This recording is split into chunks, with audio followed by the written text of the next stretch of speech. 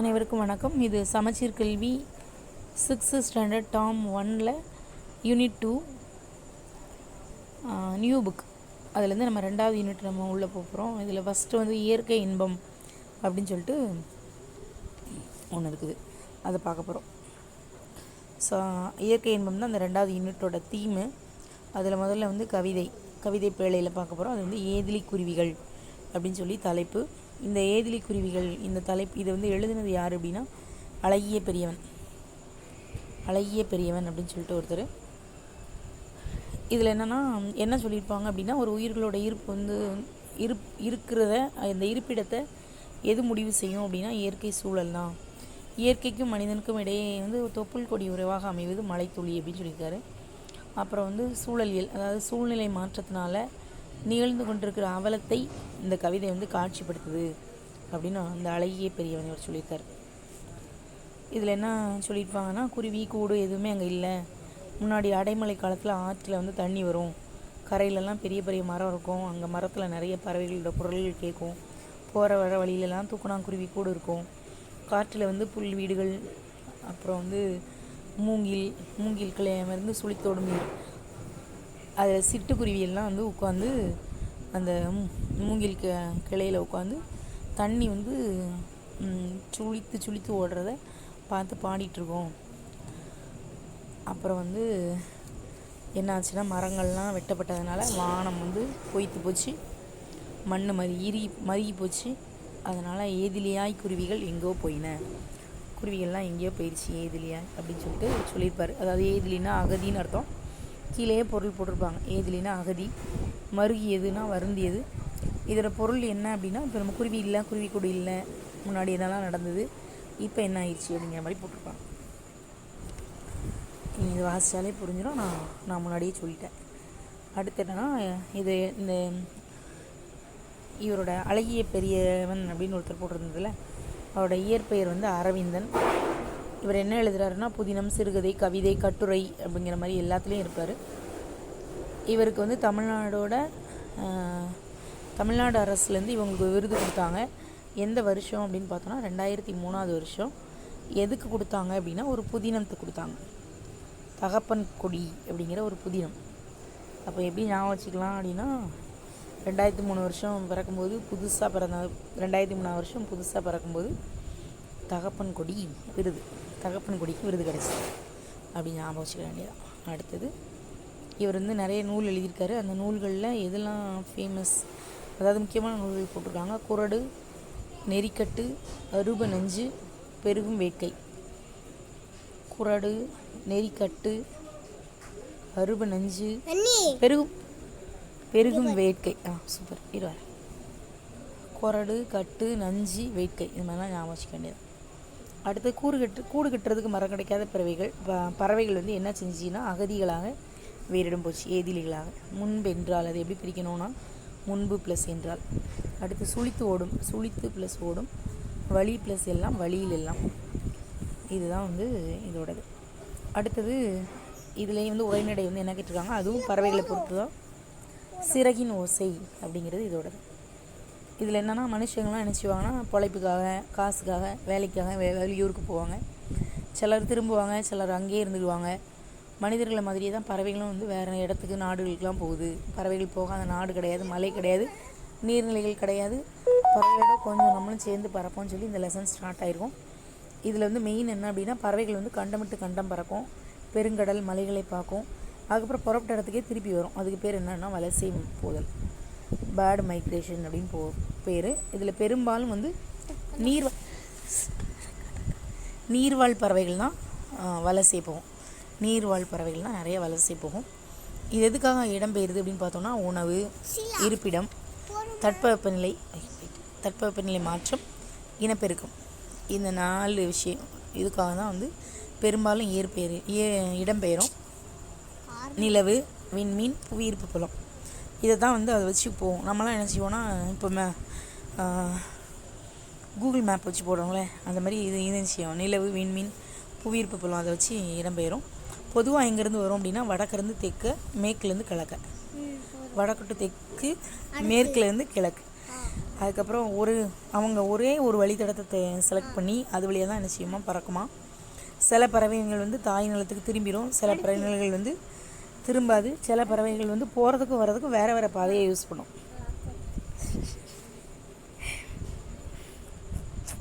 அடுத்தது வந்து பயணம் செய்யும்போது பறவைகள் வந்து எதுக்காகலாம் ரெஸ்ட் எடுக்கும், தரை இறங்கும் அப்படின்னா சாப்பிட்றதுக்காகவும் ரெஸ்ட் எடுக்கிறதுக்காகவும் இறைக்காகவும் ஓய்வுக்காகவும். சில பறவைகள் எங்கேயுமே நிற்காமல் வருமா.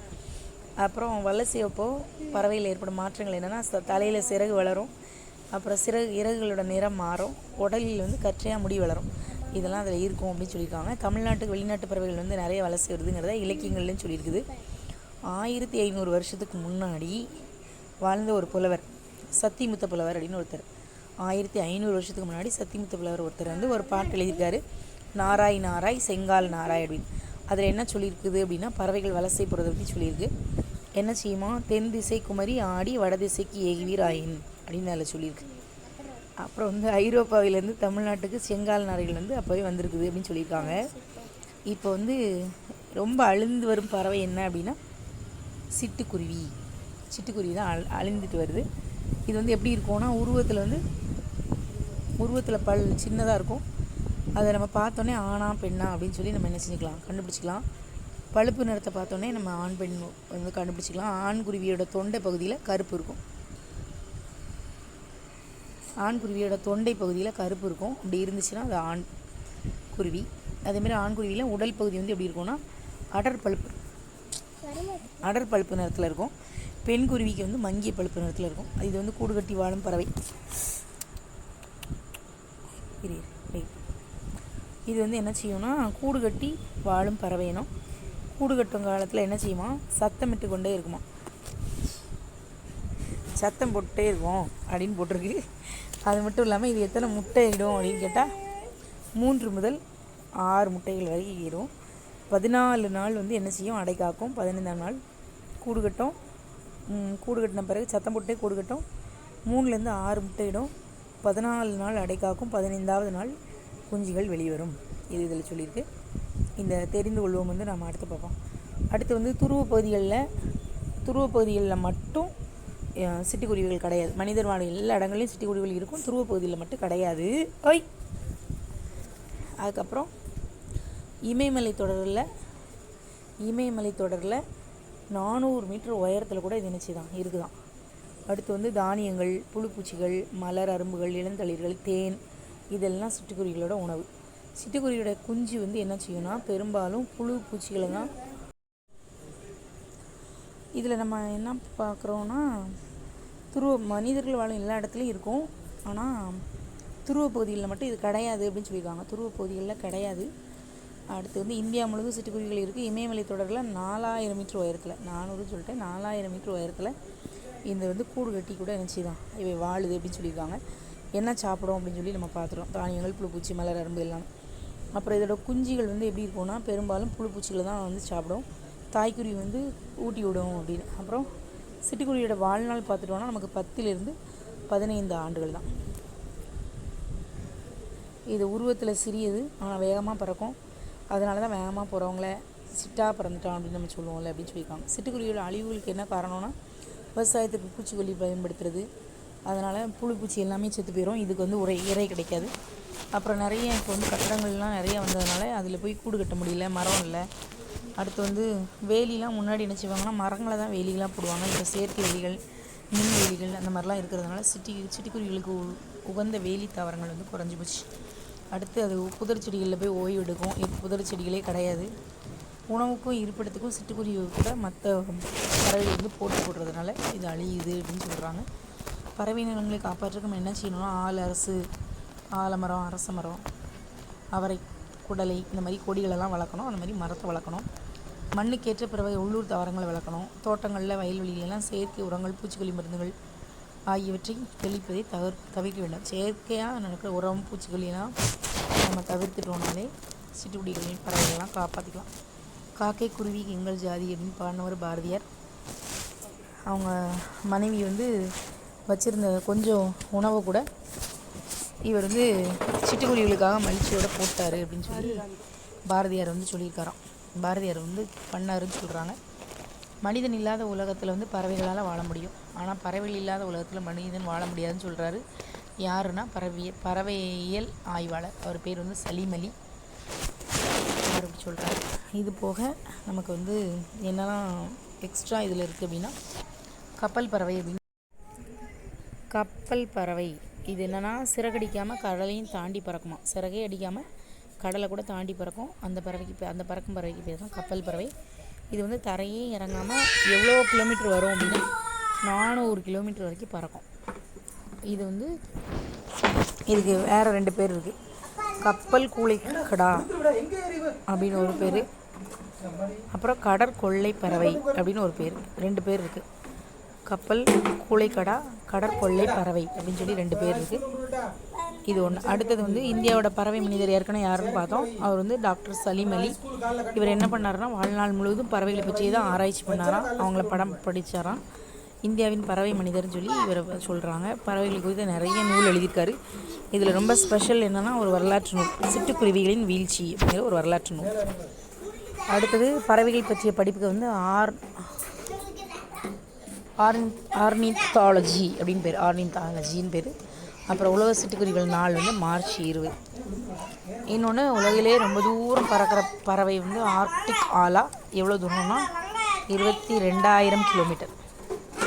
ஆர்க்டிக் ஆலா. அடுத்து வந்து இதில் வந்து சரியான விடை வந்து தட்பவெப்பம் இருக்காங்க. தட்பம் கூட்டல் வெப்பம், வேதி கூட்டல் உரங்கள், தரை இறங்கும் ஆயிரும். அடுத்தது வழித்தடம். சிட்டுக்குருவி வாழ முடியாத பகுதி என்ன அப்படின்னா துருவப்பகுதி. மிக நீண்ட தொலைவு பறக்கும் பறவை வந்து ஆர்க்டிக் ஆலா. அடுத்து வந்து பறவைகள் வலசை போகிறது சொன்னவர் சத்திமுத்து புலவர். பறவைகள் இடம்பெயர்றதுக்கு வலசை போதல்னு பேர். வலசை போதல். இந்தியாவின் பறவை மனிதர் டாக்டர் சலீம் அலி. பறவைகள் வலசை போக காரணம் நிறைய இருக்குது. அதில் என்னென்னா, ஒன்று வந்து எதுக்காகலாம் போகும் பறவைகள் அப்படின்னா, இறைக்காக போகும், உணவுக்காக போகும் அப்படின்னு சொல்லியிருக்காங்க. அப்புறம் சொற்றொடர் கேட்டிருக்கு. பொருத்தமான சொல்: மரங்களை வளர்த்து இயற்கையை காப்போம், செயற்கை உரங்களை தவிர்த்து நிலவளம் காப்போம். தமிழகத்தில் வலசை பறவைகளின் வருகை மிகுந்துள்ளது, சிட்டுக்குருவிகளின் எண்ணிக்கை குறைந்துள்ளது. அதுக்கப்புறம் இந்த